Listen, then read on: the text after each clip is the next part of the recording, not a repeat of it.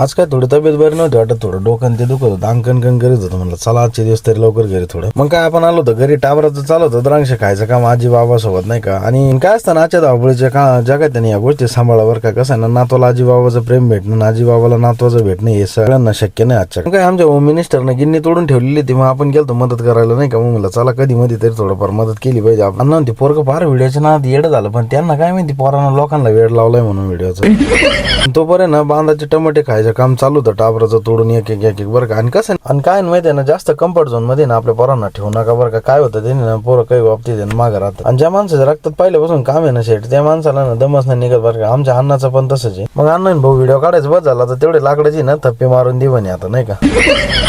मग काय तुमचा भाऊ झोपला कामाला नाही का. मग काय तिथे काय विषय राहिला. आमच्या टाबराचा बर्थडे होता भाऊ आज. काय भाऊची हवा वेगळीच होती, कालपासून माझा बर्थडे चालू होतं नुसतं. मग काय त्याला आपल्या आजी आजोबा नाही ना मस्तपैकी नवे कपडे आणले होते, भाऊला ते घालून हवाच करायची होती नाही का. काय ते कपडे घातल्यानंतर टाबर म्हणे आपली कोल्हापुरी चप्पल काढा म्हणे नाही का. मग कोल्हापुरी चप्पल घालायला लावली भाऊनी. काय टाबराला फोटोशूट साठी आणि व्हिडिओ साठी बोलवलं होतं, पण भाऊ काय वलगडतच चालले नसते, चपलेना कधी सवय नाही.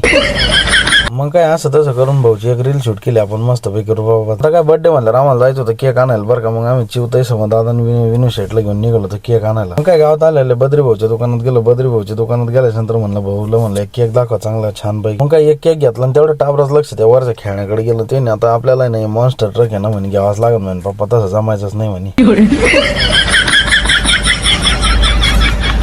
खरं पाहिलं तर जगातले श्रीहट्ट आणि बालहट्ट सारखे खतरनाक हट्ट कोणतेच नाही बरं का. टाबराकडे 100 रुपये होते, भाऊना लगेच खतरनाक मध्ये माल देऊन टाकले बरं का. व्यवहार राहतो नाही.